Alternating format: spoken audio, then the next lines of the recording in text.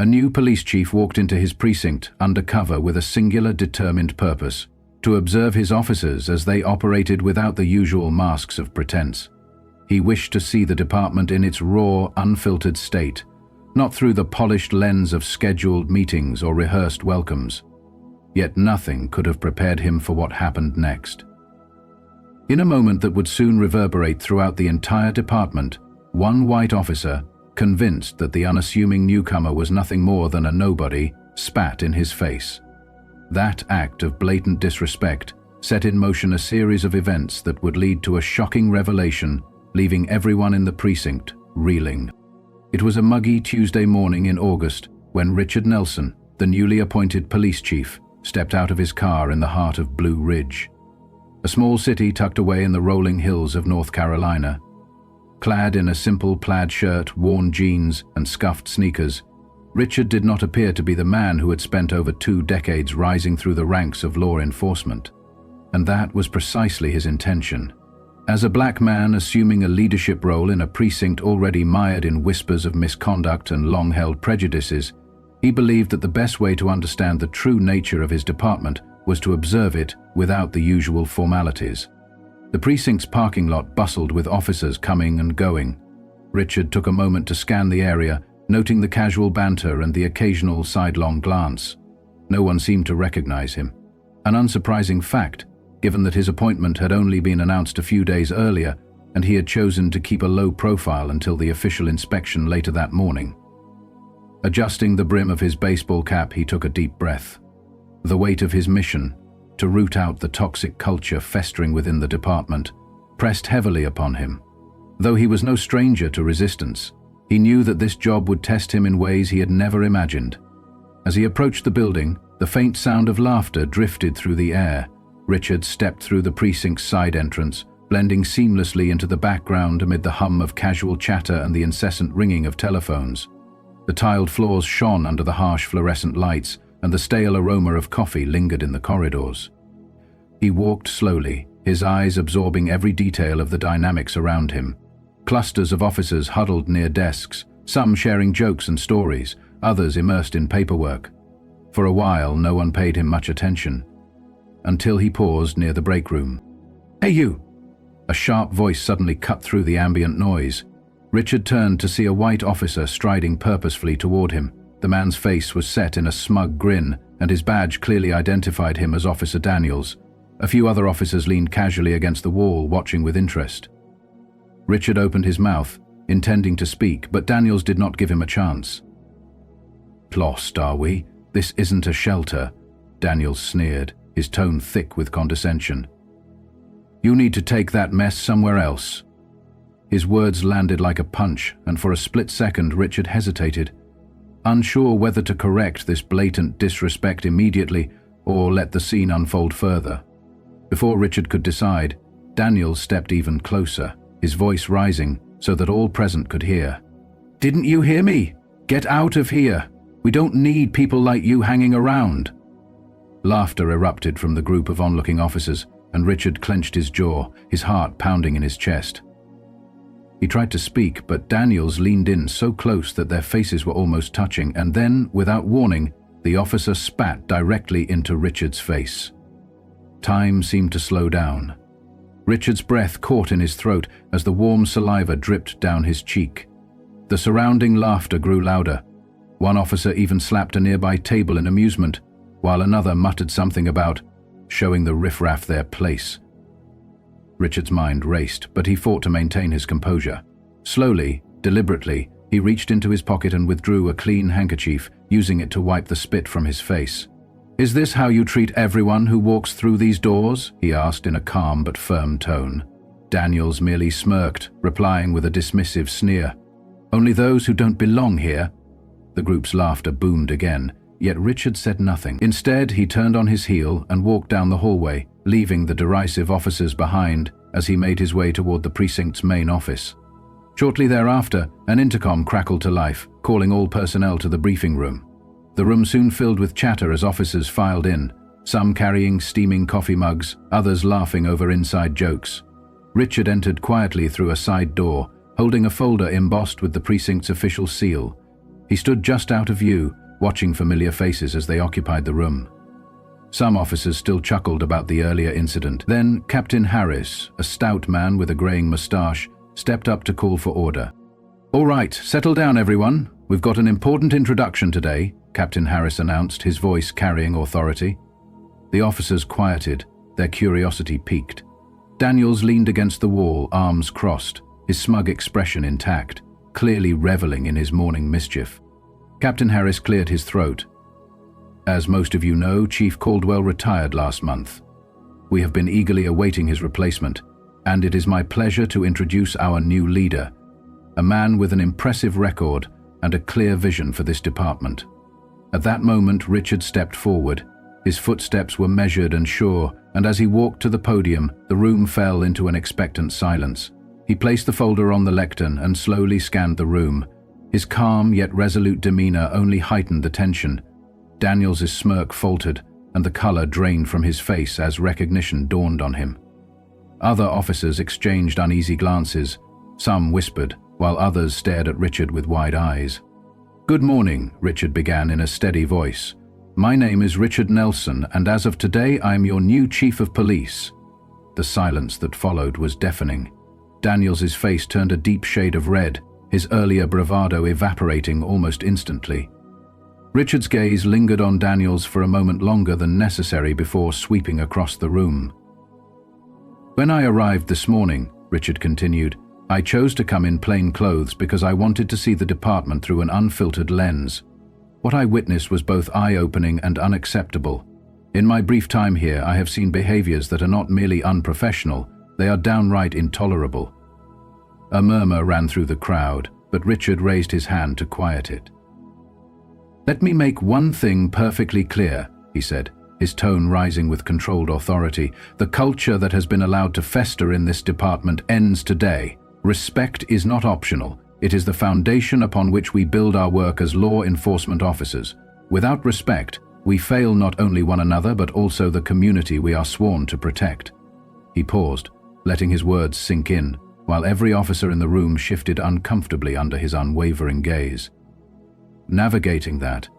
This morning some of you laughed, thinking you were witnessing another powerless man being put in his place," Richard continued, his voice now cutting through the silence like a sharpened blade. "But let me remind you, everyone who walks through these doors deserves respect, whether or not they wear a badge." His words resonated powerfully, and no one dared to move. Richard allowed the silence to linger for a moment, his eyes scanning each face in the room. Every officer seemed to understand the gravity of his message. Daniels shifted again, his eyes darting to the floor as beads of sweat formed on his brow. But Richard was not finished. "I understand that change is difficult," he said, his tone steady yet imbued with authority. "However, there will be no tolerance for behavior that disrespects the dignity of any individual, be it a colleague, a civilian, or anyone else." Richard then stepped down from the podium and slowly advanced toward the officers, his presence radiating calm intensity. "Officer Daniels," he said, locking eyes with him, "you represent everything that is broken in this department. When you spat in my face, you did not just disrespect me. You disrespected the badge, the oath, and the very community we vowed to serve." Daniels's face contorted in shock, and he stammered, "Chief, I didn't know." Richard interrupted sharply. "You didn't care to know. You didn't pause to consider your actions, assuming that the man standing in front of you was insignificant. That assumption is precisely why this department has lost the trust of the people." A heavy silence fell over the room. Richard's voice then took on a firm, resolute tone as he addressed the entire group. "What I witnessed today was not merely one man's mistake. It is a symptom of a deeper culture, one in which bullying and prejudice are not only tolerated but, at times, celebrated. That ends today." He stepped back toward the podium and continued, "I have spent my career fighting for justice, not only on the streets but also within the walls of departments such as this one. Change is not easy, and it will not happen overnight. But I promise you this, as long as I am chief, this precinct will operate with integrity, respect, and accountability." Richard paused, then nodded slightly toward Captain Harris. Effective immediately, Officer Daniels is suspended pending an internal investigation. And for those of you who believe this is merely a slap on the wrist, think again. This is only the first of many changes. Gasps rippled through the room as Daniels's face flushed crimson. His jaw tightened as he avoided the stares of his peers, and Richard, unflinching, stood tall. This isn't about punishment, he declared firmly. It is about setting a standard. If you are not willing to rise to that standard, then this is not the place for you. Richard scanned the room one final time, his eyes locking with those of every officer. If you are ready to do better, to be better, then we will move forward together. But remember, I will hold you accountable every step of the way. With that, the meeting ended in a heavy silence. Officers shuffled out without their usual chatter. Richard remained at the podium for a moment longer, watching as Daniels stormed out, his face a mixture of embarrassment and anger. The other officers avoided eye contact, their expressions ranging from guilt to quiet contemplation. Back in his office, Richard sat down at his desk and exhaled deeply. He knew this was only the beginning. Years of entrenched attitudes would not change overnight, and perhaps for some, they might never change at all. Yet Richard had not come to Blue Ridge to make friends. He had come to make a difference. Soon after, the phone on his desk rang. It was Captain Harris. "Chief, I just wanted to say you handled that better than most would have," Harris said tentatively. "Thank you, Captain," Richard replied, his tone measured but resolute. "But the real work starts now. I need a full review of Officer Daniels' history on my desk by tomorrow. Complaints, incident reports, everything you've got." There was a brief pause before Harris added, "Chief, I think you shook a few of them today." "In a good way." Richard hung up, allowing himself a moment of satisfaction before diving into the mountain of paperwork before him. Over the ensuing weeks, the precinct underwent a subtle yet undeniable transformation. Officers who had once laughed at Daniels's antics now avoided him entirely. Whispers of his suspension spread throughout the department. Richard made it a point to walk the halls regularly, greeting everyone he passed, a constant reminder of his leadership. Some officers embraced the change wholeheartedly. For instance, Officer Reyes, a young recruit, once approached Richard, admitting that she had been complicit in the toxic culture out of fear of retaliation. "I want to do better, Chief," she said earnestly. "That's all I ask," Richard replied kindly but firmly. "It starts with you." Not everyone, however, was willing to change. Officer Daniels filed an appeal against his suspension, claiming unfair treatment. Richard held his ground, standing firm in his belief that accountability was not optional. The department's review uncovered a string of previous complaints against Daniels, incidents involving excessive force, inappropriate comments, and more. His appeal was denied, and Richard made it clear that the days of brushing misconduct under the rug were over. Despite the progress, Richard understood that the road ahead would be long. Discussions about implicit bias and community relations were met with mixed reactions, yet he remained undeterred. Every small victory, a recruit speaking up, an officer rethinking their approach, was a step towards something greater. One morning, Richard attended a community event where he met a young boy who shyly approached him. "Are you really the chief?" the boy asked, his eyes wide with wonder. "I am," Richard replied with a warm smile. "My dad says the police don't care about us." The boy's voice was barely above a whisper as he continued, "But I believe you do." Richard crouched down to meet the boy's gaze. "I can't change the past," he said gently, "but I promise we're working to do better, and if you ever need help, you come find me, okay?" The boy nodded, a small smile breaking across his face. It was moments like these that reminded Richard why he had taken the job in the first place. By the end of his first year, the precinct was far from perfect, but it was undeniably different. Officers who couldn't adapt were gone, replaced by new recruits who shared Richard's vision for a fair and respectful department. Slowly, the community, once skeptical, began to see signs of genuine change, a renewed effort to build trust and bridge divides. One evening, as officers filed out of the precinct's main hallway after their shifts, Richard stood quietly, watching the transformation unfold.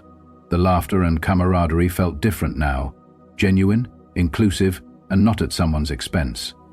Richard knew that challenges would always persist, But for the first time in years, he felt hopeful.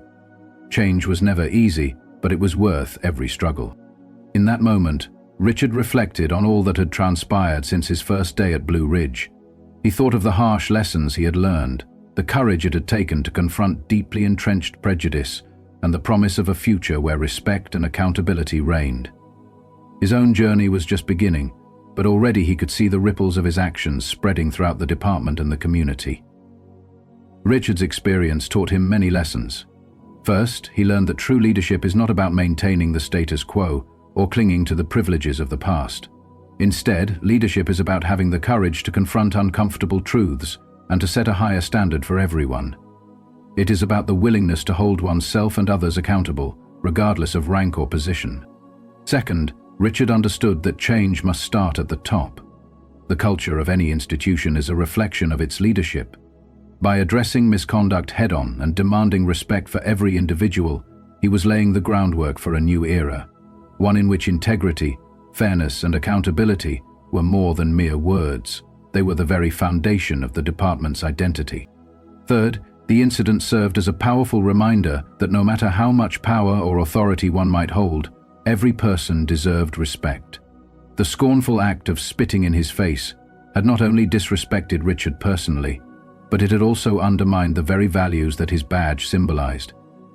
As he looked into the eyes of his officers that day, Richard vowed that he would not allow such behavior to go unchallenged again. Respect, he believed, was the cornerstone of justice, and without it, the trust of the community could never be restored. Finally, Richard learned that transformation is a continuous process. The road to meaningful change is long and fraught with setbacks, but every small victory, every officer who embraced a new way of thinking, every community member who felt heard, was a step toward a better future.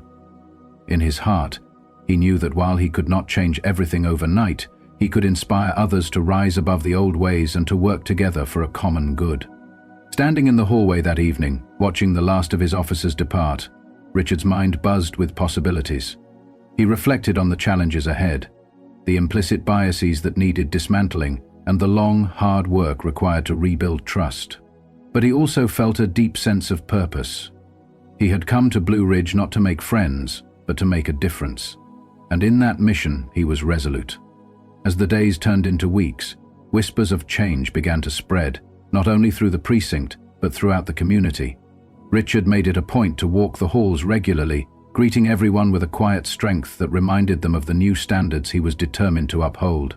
Even those officers who had once scoffed at his arrival now took notice, and some even began to reconsider their own actions.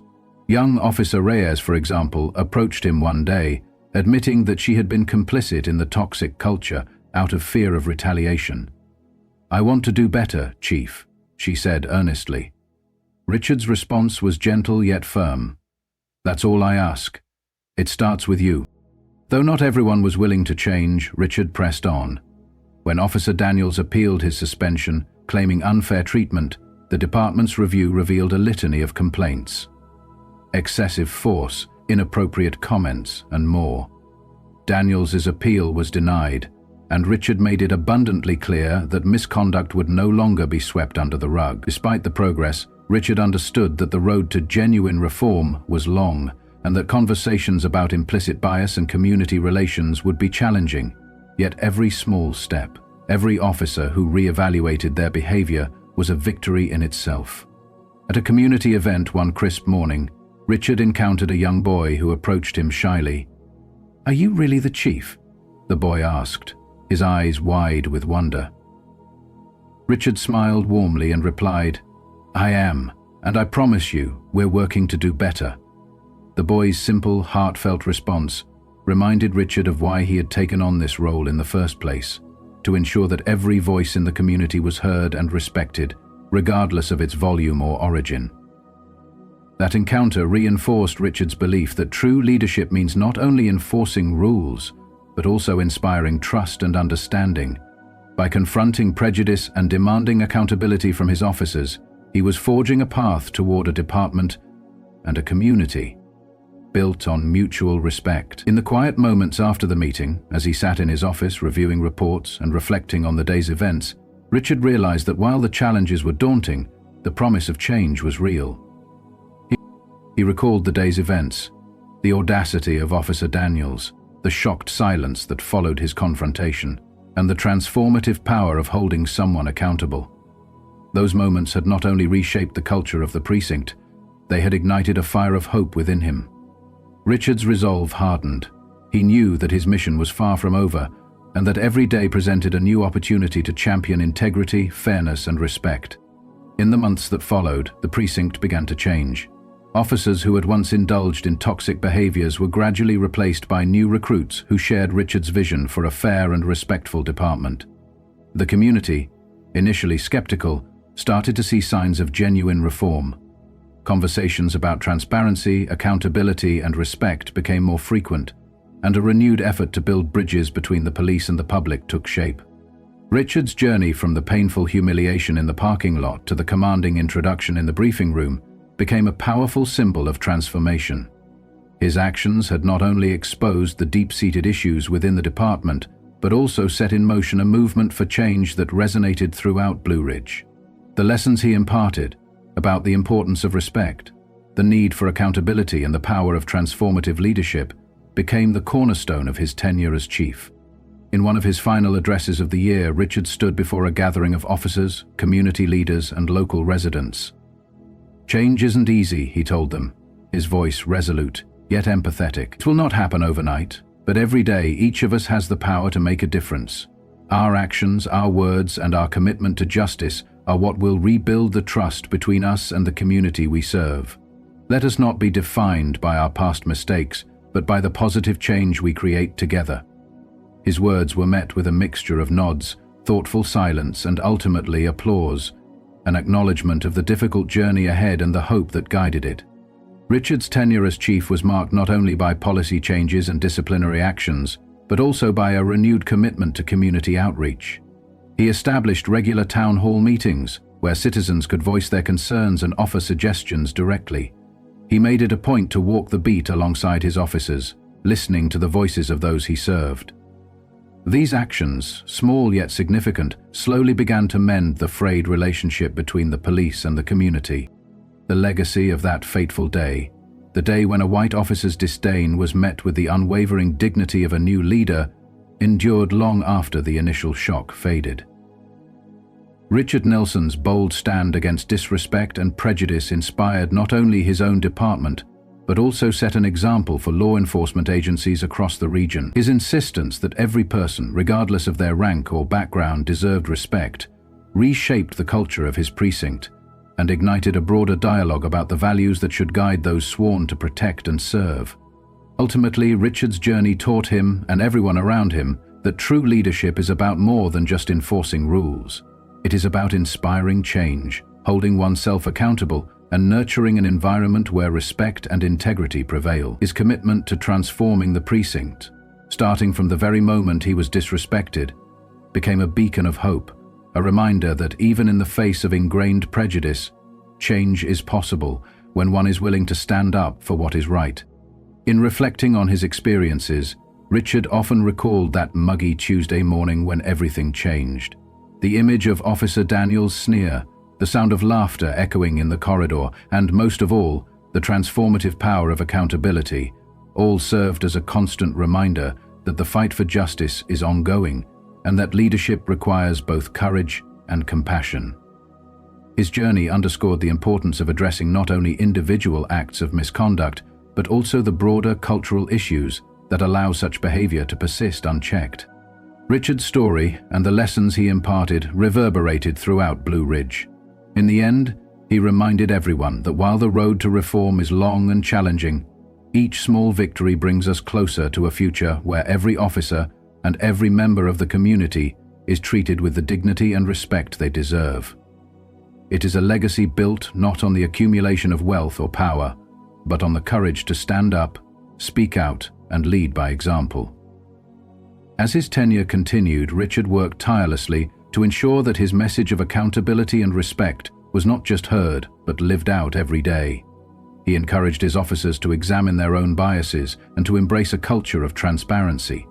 He urged the community to engage in open dialogue with law enforcement, fostering an environment of mutual trust and collaboration. His leadership, marked by both strength and humility, became a testament to the idea that true change begins when we hold ourselves to the highest standards of integrity. In the end, Richard Nelson's transformative journey served as a powerful reminder that the true measure of a person is not found in the power they wield or the authority they hold, but in the respect they show to others and the positive impact they have on the world around them. His legacy was one of courage, resilience, and an unwavering commitment to justice, a legacy that would inspire future generations to challenge injustice and to work tirelessly for a better, more equitable society. If this story resonates with you, remember that every act of kindness, every moment of standing up for what is right, has the power to change lives. Share this story and let it be a call to action for all of us, to build a future where respect, accountability, and compassion are the guiding principles in every aspect of our lives. True leadership is not measured by the accolades one receives, but by the lives one touches and the legacy one leaves behind. In a world that often seems driven by material success and individual gain, let us remember the simple truth that what we truly have is not what we accumulate, but what we give away. When we choose kindness over indifference, integrity over complacency, and accountability over apathy, we contribute to a brighter, more just world. May the lessons of Richard Nelson's journey inspire you to embrace these values in your own life, to stand up against injustice, and to lead with the compassion and courage that truly make a difference.